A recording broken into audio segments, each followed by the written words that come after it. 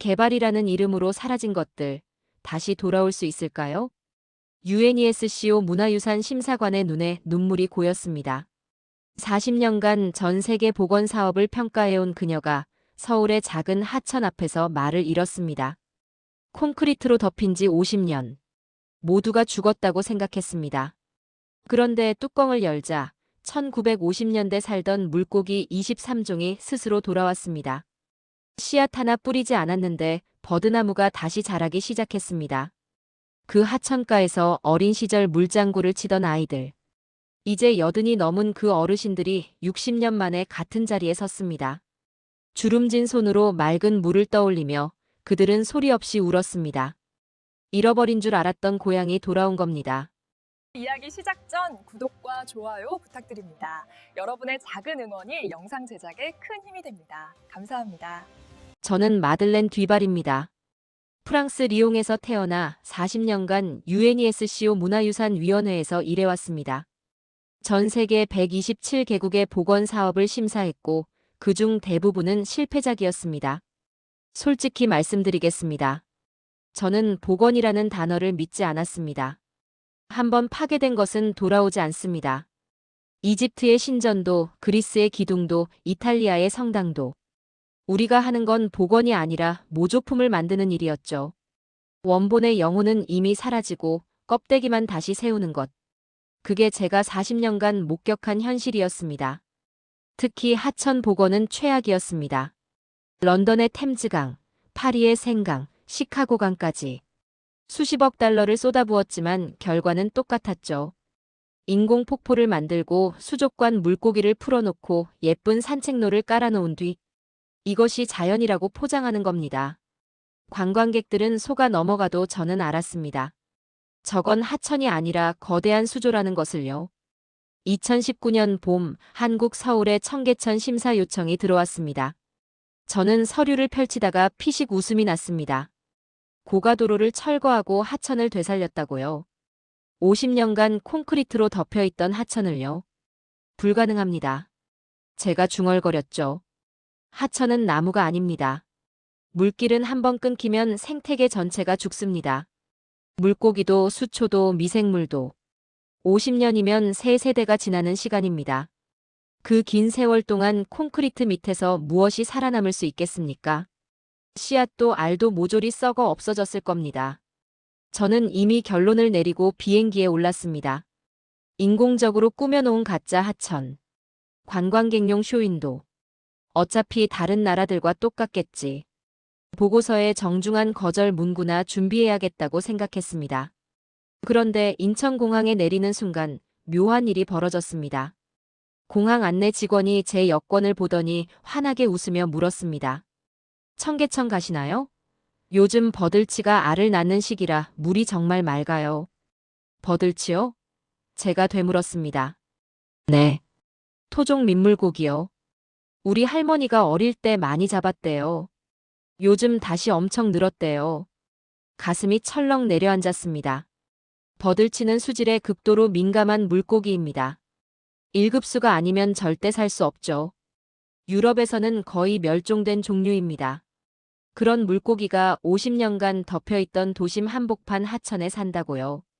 택시를 타고 서울 시내로 향하면서 저는 처음으로 손이 떨렸습니다. 40년간 쌓아온 확신이 금이 가기 시작했습니다. 내가 뭔가 놓치고 있는 건 아닐까? 이 작은 나라에서 불가능한 일이 벌어진 건 아닐까? 창밖으로 서울의 빌딩 숲이 스쳐 지나갔습니다. 그 어딘가에 청계천이 있었습니다. 청계천을 이해하려면 먼저 과거로 돌아가야 합니다. 저는 서울에 도착한 다음 날 청계천 역사관을 찾았습니다. 그곳에서 한 노인을 만났습니다. 자원봉사 해설사로 일하는 82살 박종수 할아버지였죠. 할아버지는 흑백 사진 앞에 서서 말문을 열었습니다. 1952년 제가 10살 때였어요. 저기 보이는 저 꼬마가 접니다. 사진 속에는 청계천에서 물장구 치는 아이들이 있었습니다. 우통을 벗은 남자아이들, 치맛자락을 걷어올린 여자아이들. 그들의 얼굴에는 가난했지만 순수한 기쁨이 가득했습니다. 그때 청계천은 우리 놀이터였어요. 학교 끝나면 책가방 던져놓고 바로 뛰어들었죠. 버들치, 피라미, 미꾸라지. 손만 넣으면 물고기가 잡혔어요. 잡은 물고기는 집에 가져가서 매운탕 끓여 먹었죠. 그게 저녁 반찬이었어요. 할아버지의 눈가가 촉촉해졌습니다. 어머니들은 아침마다 빨래를 들고 나왔어요. 청계천 바위에 빨래를 두드리는 소리가 마을 전체에 울렸죠. 퐁당퐁당. 그 소리가 아직도 귀에 들려요.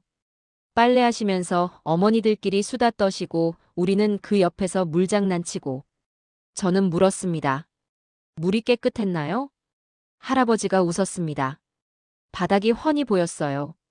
자갈 하나하나가 다 보일 정도로 맑았죠. 여름엔 차갑고 겨울엔 김이 모락모락 났어요. 그 물로 세수하고 그 물로 밥 지었어요. 그런데 1958년 모든 게 바뀌었습니다. 정부에서 발표가 났어요. 청계천을 덮는다고. 위생 문제도 있고 도로가 필요하다고. 처음엔 무슨 말인지 몰랐어요. 하천을 덮는다니 그게 무슨 뜻이지? 할아버지는 다른 사진을 가리켰습니다. 거대한 콘크리트 구조물이 청계천 위를 덮어가는 공사 현장이었죠. 공사가 시작되던 날 어머니가 우셨어요. 아무 말 없이 빨랫감을 안고 한참을 서 계셨죠. 다음 날부터 빨래터는 사라졌어요. 물장구 소리도 퐁당퐁당 빨래 소리도. 저는 가슴이 먹먹해졌습니다. 그게 얼마나 걸렸나요? 구간마다 달랐는데 우리 동네는 3개월이면 끝났어요. 어느 날 아침 일어나니까 하천이 없어진 거예요. 그 자리에 시커먼 콘크리트 판이 깔려 있었죠. 10살 소년에게 그건 어떤 기분이었을까요? 할아버지가 한참 말이 없었습니다. 그러다 낮은 목소리로 말했죠. 친구를 잃어버린 기분이었어요. 매일 만나던 친구가 어느 날 갑자기 이사 가버린 것처럼. 인사도 못하고. 저는 더 이상 질문할 수 없었습니다. 할아버지의 눈가에 맺힌 눈물이 흑백 사진 속 맑은 청계천처럼 투명하게 빛났습니다. 복개 공사는 1961년까지 계속됐어요. 전쟁 끝나고 먹고 살기 바빴으니까 누구도 반대하지 못했죠. 하천 덮으면 도로가 생기고 도로가 생기면 장사가 되니까. 다들 살아남아야 했으니까요. 할아버지는 마지막으로 이렇게 말했습니다. 그때는 몰랐어요. 우리가 뭘 잃어버리는지. 돈보다 귀한 게 있다는 걸. 50년이 지나서야 알았어요. 역사관을 나서며 저는 생각했습니다. 개발이라는 이름 아래 사라진 것들. 그것은 단순히 하천이 아니었습니다.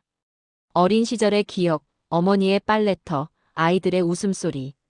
한 세대의 고향이 통째로 묻혀버린 것이었습니다. 복개된 청계천 위로 또 다른 공사가 시작된 건 1967년이었습니다. 이번엔 고가도로였습니다. 콘크리트로 덮은 하천 위에 다시 콘크리트 도로를 얹는 공사. 하늘마저 막아버리는 거대한 구조물이었죠. 박종수 할아버지는 그때를 이렇게 기억했습니다. 25살이었어요. 결혼해서 애 낳고 청계천 근처 공장에서 일했죠. 고가도로 공사할 때 저도 인부로 참여했어요. 아이러니하죠. 내 어린 시절을 묻어버린 그 위에 내 손으로 또 콘크리트를 부은 거예요. 후회하지 않으셨나요? 제가 물었습니다. 할아버지는 쓴웃음을 지었습니다. 후회요? 그땐 그런 거 생각할 여유가 없었어요. 하루 일당이 쌀 한 말 값이었거든요. 이래야 가족이 먹고 살았어요. 나라에서 하라면 하는 거였죠. 그게 발전이라고 선진국 가는 길이라고 했으니까. 1971년 청계고가도로가 완공됐습니다. 서울의 상징이 됐죠. 하루 17만 대의 차량이 그 위를 달렸습니다. 밤낮 없이 경적 소리가 울렸고 매연이 하늘을 뒤덮었습니다. 사람들은 그것을 발전이라 불렀습니다. 하지만 콘크리트 아래에서는 다른 일이 벌어지고 있었습니다. 청계천 역사관에는 당시 하수도 점검 기록이 남아 있었습니다. 저는 그 문서를 읽다가 숨이 막혔습니다. 1975년 점검 기록. 악취 심각. 검은 물 정체. 쥐떼 발견. 1982년 점검 기록. 콘크리트 균열 다수. 오염수 누출. 메탄가스 검출. 1990년 점검 기록. 구조물 안전 등급 D. 붕괴 위험 경고. 맑았던 청계천은 서울의 하수구가 되어 있었습니다. 공장 폐수, 생활 오수, 온갖 쓰레기가 그 안에 고여 썩어가고 있었죠. 여름이면 악취가 지상까지 올라왔습니다. 주민들은 창문을 열 수 없었습니다. 더 심각한 문제가 있었습니다. 청계천 일대는 서울에서 가장 낮은 지대입니다. 비가 오면 물이 모이는 곳이죠. 복개 전에는 하천이 자연스럽게 빗물을 받아 한강으로 흘려보냈습니다. 하지만 콘크리트로 덮어버린 뒤로는 물이 갈 곳을 잃었습니다. 1984년 서울 대홍수 때 청계천 일대가 가장 먼저 잠겼습니다. 지하상가에 물이 차올라 사람들이 허리까지 물에 잠긴 채 대피해야 했죠. 복개된 하천이 물을 막아버렸기 때문입니다. 그해 홍수로 가게를 잃은 상인이 있었습니다. 지금은 70이 넘은 김말순 할머니였죠. 역사관에서 우연히 만난 그분이 당시를 증언했습니다. 새벽 3시에 물이 들이닥쳤어요. 지하상가에서 옷장사했는데 재고가 다 떠내려갔어요. 10년 모은 돈이 하룻밤에 사라졌죠. 남편이랑 둘이 밤새 울었어요. 할머니는 잠시 말을 멈췄다가 이어갔습니다. 그때 생각했어요. 원래 여기 하천이었는데 그걸 막아버려서 이렇게 된 거 아닌가. 하천이 복수하는 거 아닌가. 자연을 거스른 대가였습니다. 물길은 기억합니다. 아무리 콘크리트로 덮어도 물은 자기가 흘러야 할 곳을 잊지 않습니다. 막으면 넘치고 가두면 터집니다. 1990년대 들어 청계고가도로는 흉물이 되어갔습니다. 콘크리트가 갈라지고 철근이 드러났습니다. 전문가들은 경고했죠. 이대로 두면 붕괴한다고. 하지만 아무도 손대지 못했습니다. 하루 17만 대가 다니는 도로를 어떻게 없애겠습니까? 저는 당시 신문기사를 찾아봤습니다. 1999년 한 기자가 쓴 칼럼이 눈에 들어왔습니다. 청계천은 서울의 치부다. 우리가 발전이라는 이름으로 무엇을 희생했는지 보여주는 증거다. 하지만 이제 와서 어쩌겠는가.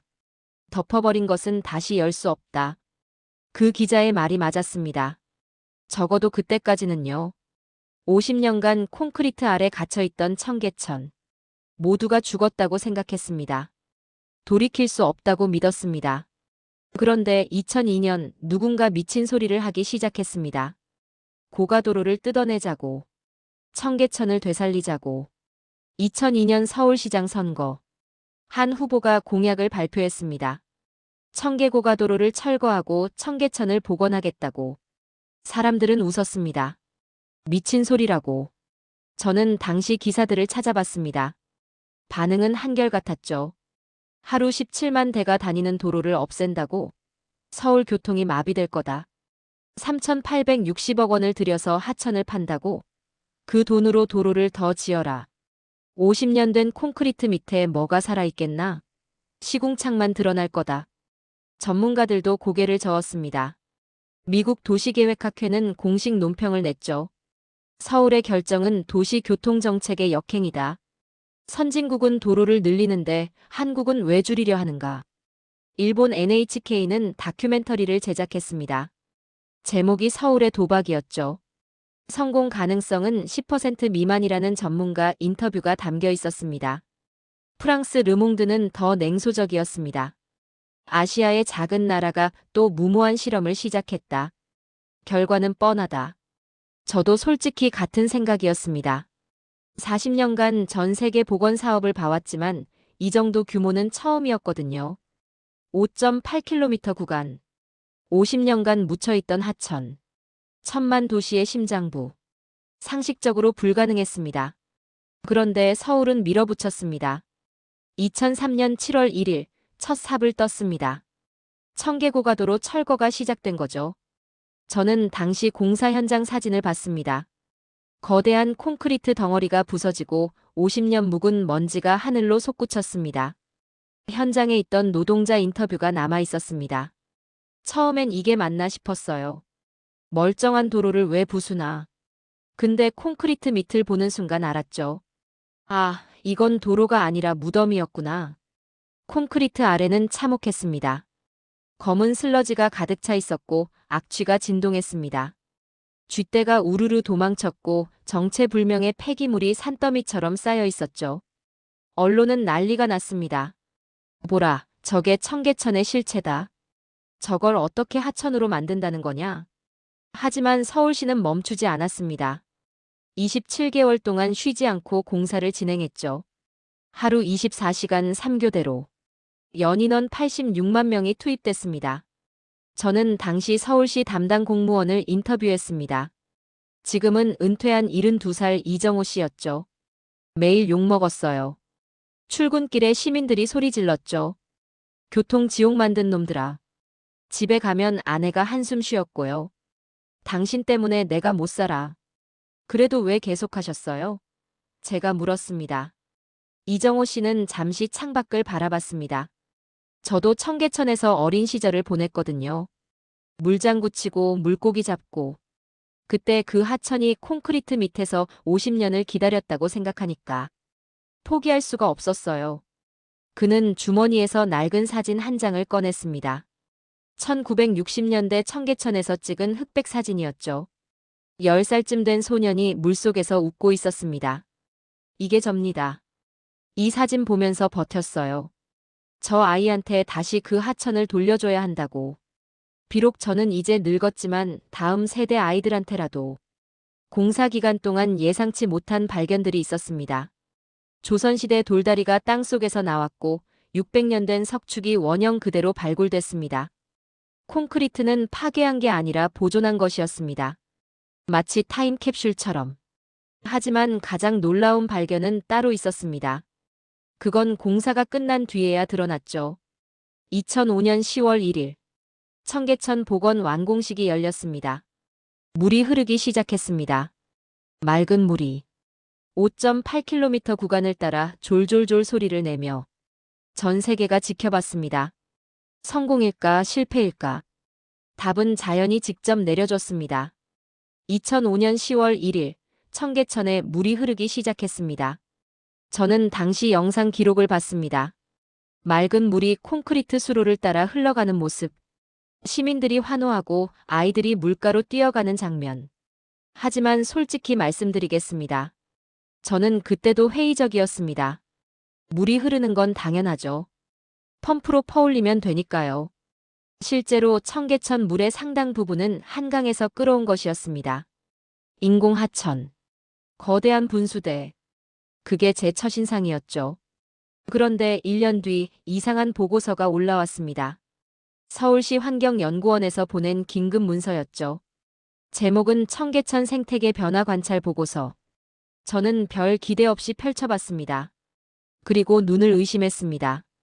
버들치 발견. 자연 유입 추정. 버들치요? 제가 연구원에게 되물었습니다. 방류한 거 아닙니까? 아닙니다. 저희도 처음엔 믿지 못했습니다. 하지만 DNA 검사 결과 한강 상류 야생 개체군과 일치합니다. 스스로 올라온 겁니다. 불가능한 일이었습니다. 버들치는 1급수에서만 사는 민감한 물고기입니다. 오염된 물에서는 절대 살 수 없죠. 그런 물고기가 50년간 시궁창이었던 곳에 스스로 찾아왔다고요. 저는 직접 확인하고 싶었습니다. 청계천 생태 모니터링 팀을 찾아갔죠.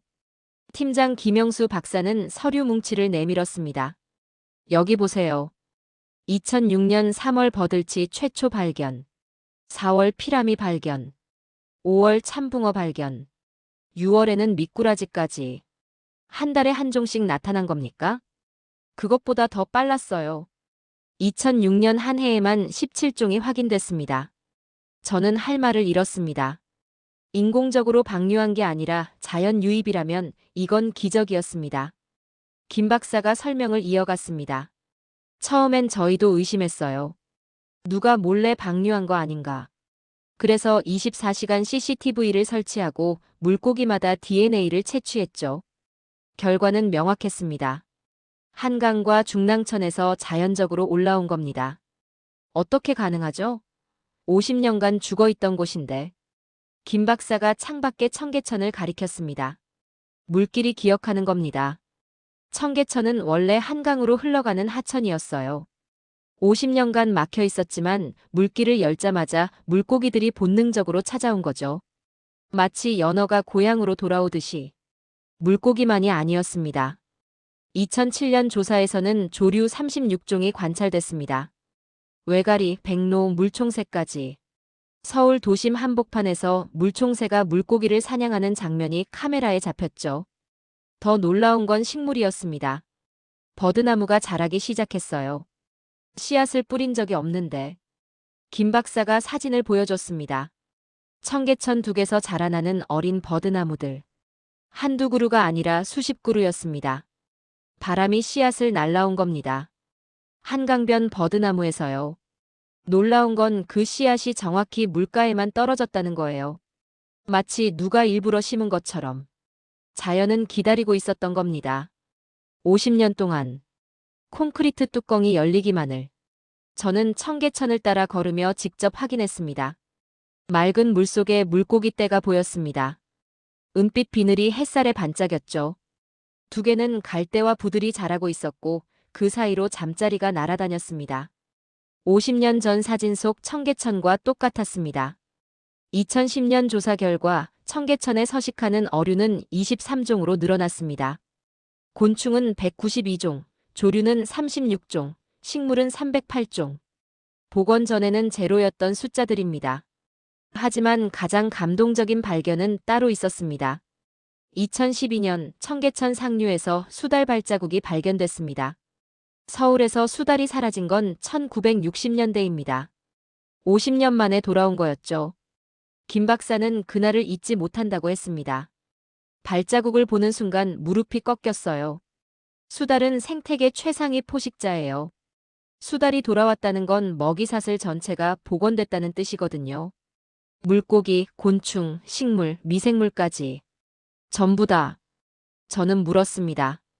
이게 과학적으로 설명이 됩니까? 김 박사가 잠시 생각하더니 대답했습니다. 설명은 됩니다. 하지만 예측은 못했어요. 저희도 10년은 걸릴 줄 알았거든요. 그런데 자연은 1년 만에 해냈어요. 인간이 50년간 막아놓은 걸 자연은 1년 만에 되돌린 겁니다. 콘크리트는 무덤이 아니었습니다. 겨울이었습니다. 50년간의 긴 겨울. 그리고 뚜껑이 열리자 봄이 왔습니다. 생명이 깨어났습니다. 저는 그제야 깨달았습니다. 이건 인간이 만든 복원이 아니라는 것을. 인간은 그저 길을 열어준 것뿐이라는 것을. 나머지는 자연이 스스로 해낸 거였습니다. 저는 드디어 청계천 현장 심사에 나섰습니다. UNESCO 문화유산 심사관으로서 공식 방문이었죠. 서울시 관계자들이 마중 나왔지만 저는 혼자 걷겠다고 했습니다. 선입견 없이 직접 보고 싶었거든요. 청계천 상류 시작점에 섰습니다. 물이 흐르고 있었습니다. 맑은 물이.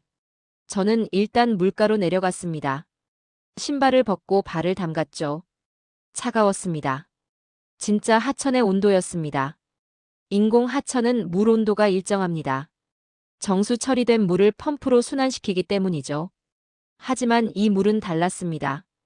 흐르는 곳마다 온도가 미세하게 변했습니다. 그늘진 곳은 더 차갑고 햇빛 뜨는 곳은 조금 따뜻했죠. 살아있는 물이었습니다. 저는 5.8km 전 구간을 걸었습니다. 4시간이 걸렸죠. 걸으면서 믿을 수 없는 광경들을 목격했습니다. 첫 번째는 물고기였습니다. 상류에서 버들치 떼를 봤습니다. 은빛 비늘이 햇살에 반짝이며 물살을 거슬러 올라가고 있었죠. 중류에서는 피라미가 무리지어 헤엄쳤습니다. 하류에서는 잉어까지 보였습니다.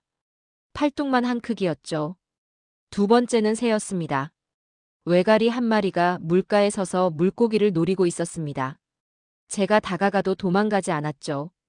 이곳이 안전하다는 걸 아는 듯 했습니다. 하류 쪽에서는 물총새를 봤습니다. 서울 도심 한복판에서 물총새라니. 파란 깃털이 번개처럼 물속으로 꽂혀 들어가 작은 물고기를 물고 나왔습니다. 세 번째는 식물이었습니다. 둑을 따라 버드나무가 줄지어 서 있었습니다. 어린 나무부터 제법 자란 나무까지. 저는 서울시 관계자에게 물었습니다. 이 나무들 언제 심었습니까? 관계자가 고개를 저었습니다. 심은 적 없습니다. 바람이 씨앗을 날라왔어요. 갈대밭도 있었습니다. 부들도 자라고 있었죠. 물속에는 수초가 흔들리고 있었습니다. 그 사이로 잠자리가 알을 낳고 개구리가 뛰어다녔습니다. 저는 걸음을 멈추고 주저앉았습니다. 다리에 힘이 풀렸거든요. 40년간 전 세계를 다녔습니다. 127개국의 보건 사업을 심사했습니다. 그중 90%는 실패작이었죠. 나머지 10%도 인공적인 성공이었습니다. 돈을 쏟아부어 겉모습만 흉내낸 것들이요. 하지만 이건 달랐습니다. 진짜였습니다. 저는 물에 손을 담갔습니다. 손가락 사이로 작은 물고기가 스쳐 지나갔습니다. 간지러웠습니다. 그 순간 눈물이 흘렀습니다. 제 의지와 상관없이. 왜 울었을까요? 지금 생각해보면 여러 감정이 뒤섞여 있었던 것 같습니다. 첫째는 부끄러움이었습니다. 저는 이미 결론을 내리고 왔거든요. 가짜 하천, 관광용 쇼윈도. 그렇게 단정 짓고 비웃을 준비까지 했었죠. 그런 제가 부끄러웠습니다. 둘째는 경외심이었습니다. 인간은 50년간 이 하천을 죽였습니다. 콘크리트로 덮고 쓰레기를 버리고 완전히 잊어버렸죠. 그런데 자연은 원망하지 않았습니다. 뚜껑이 열리자마자 돌아왔습니다. 물고기도 새도 나무도. 마치 오랜 친구를 다시 만난 것처럼. 셋째는 희망이었습니다. 파괴된 것도 돌아올 수 있다. 40년간 믿지 않았던 그 말이 사실이었습니다. 적어도 이곳에서는. 저는 한참을 물가에 앉아 있었습니다. 해가 기울고 노을이 물 위에 번졌습니다. 외가리가 날아올랐고 물고기들이 수면 위로 뛰어올랐습니다. 도시의 소음 사이로 물소리가 들렸습니다. 졸졸졸. 600년 전에도 같은 소리였을 겁니다. 그때 한 노인이 제 옆에 앉았습니다. 여든은 넘어 보이는 할아버지였죠. 할아버지는 물을 바라보며 혼잣말처럼 중얼거렸습니다. 돌아왔구나. 진짜 돌아왔어. 저는 할아버지에게 물었습니다. 예전에 이 하천을 아셨나요? 할아버지가 고개를 끄덕였습니다. 여기서 물장구 쳤어요.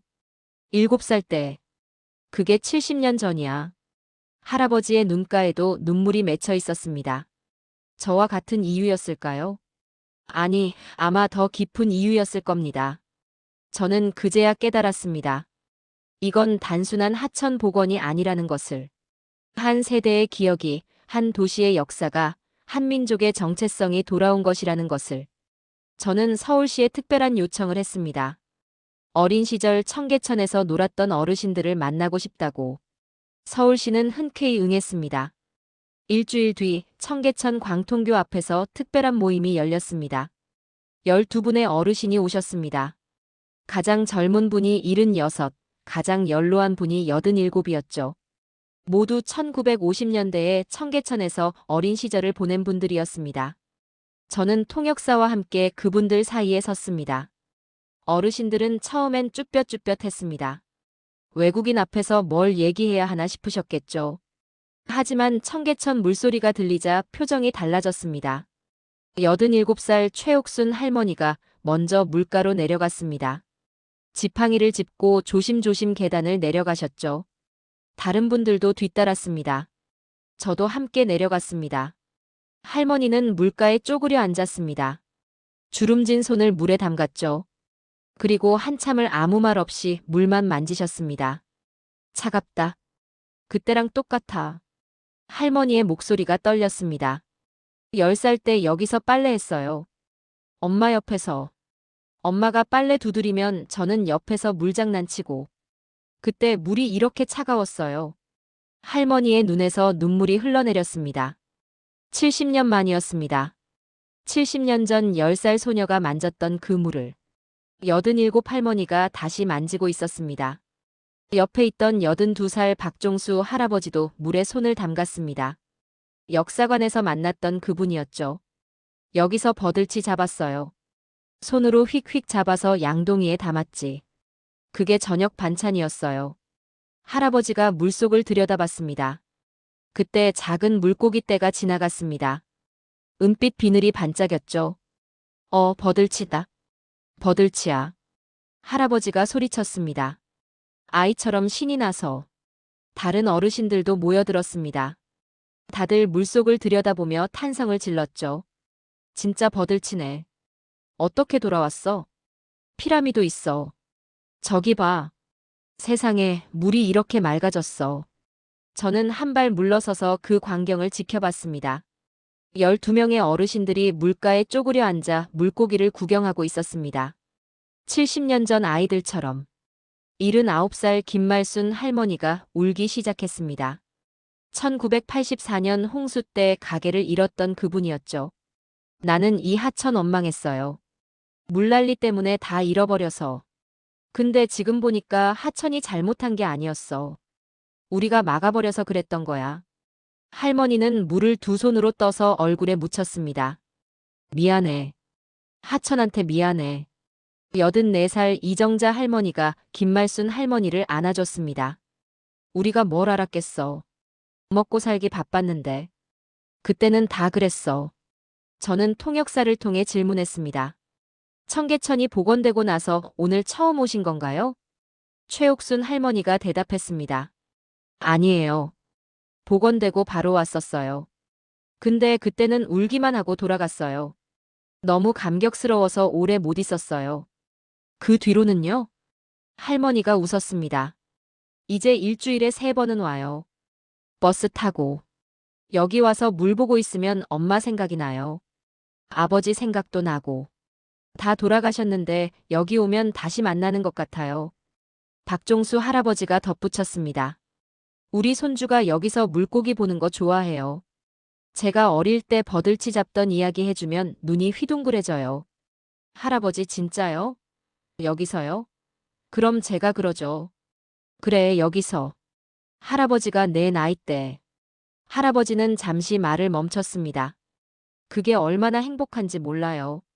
내 어린 시절을 손주한테 보여줄 수 있다는 게. 사라진 줄 알았는데 돌아왔으니까. 저는 마지막 질문을 했습니다. 청계천이 복원된 게 여러분께 어떤 의미인가요? 한참 침묵이 흘렀습니다. 어르신들이 서로 얼굴을 보며 뭐라고 답해야 하나 고민하는 듯 했죠. 이정자 할머니가 먼저 입을 열었습니다. 고향이 돌아온 거예요. 우리는 피난민도 아닌데 고향을 잃어버렸거든요. 같은 자리에 살면서도 고향이 없었어요. 근데 이제 돌아왔어요. 최옥순 할머니가 이어받았습니다. 우리 세대가 잃어버린 게 많아요. 전쟁 때문에, 가난 때문에, 개발 때문에. 되찾을 수 없는 것들이 대부분이에요. 근데 청계천은 돌아왔어요. 하나라도 돌아온 게 얼마나 감사한지 몰라요. 박종수 할아버지가 마무리했습니다. 우리가 죽기 전에 볼 줄 몰랐어요. 진짜 몰랐어요.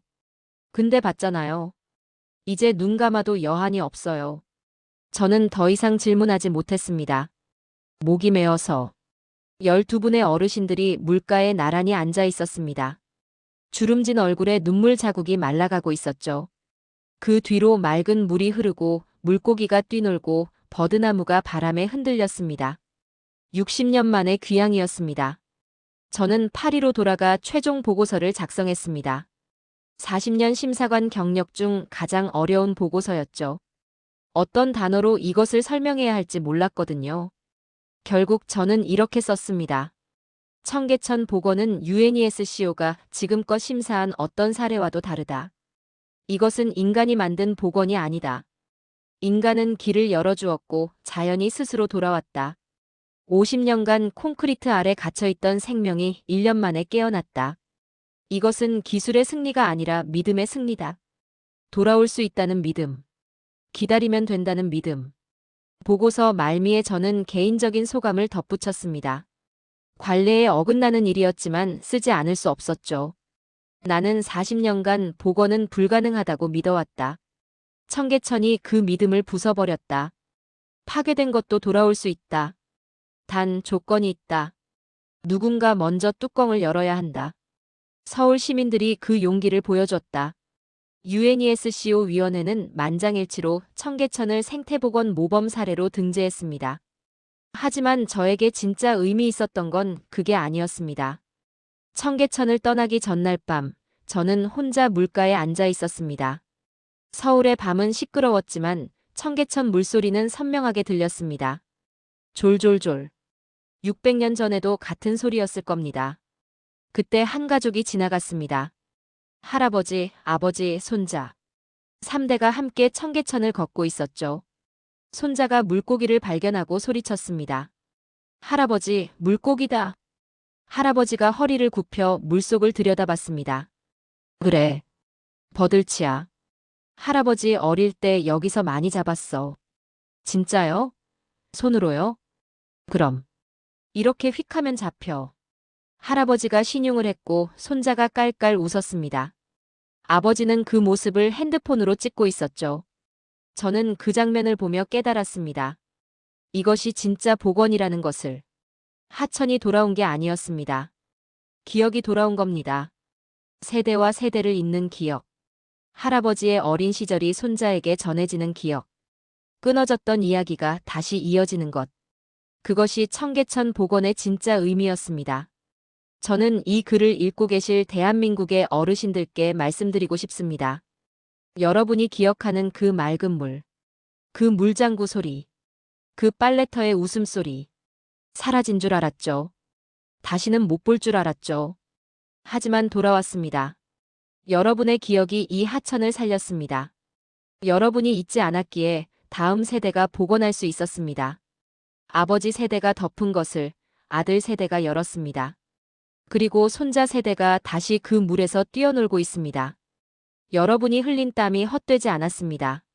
전쟁 후 폐허에서 나라를 일으키느라 고생하셨죠. 그 과정에서 잃어버린 것들이 많았습니다. 하천도 산도 마을도 개발이라는 이름으로 덮이고 사라졌죠. 하지만 지금 하나씩 돌아오고 있습니다. 청계천이 증명했습니다. 잃어버린 것도 되찾을 수 있다는 것을. 뚜껑만 열면 생명은 스스로 돌아온다는 것을. 여러분의 손주들이 뛰어노는 저 청계천. 그것은 여러분의 기억에서 시작됐습니다. 여러분이 간직한 그 추억이 이 기적의 씨앗이었습니다. 자랑스러워하셔도 됩니다. 아니, 자랑스러워하셔야 합니다. 당신들의 고향이 돌아왔습니다.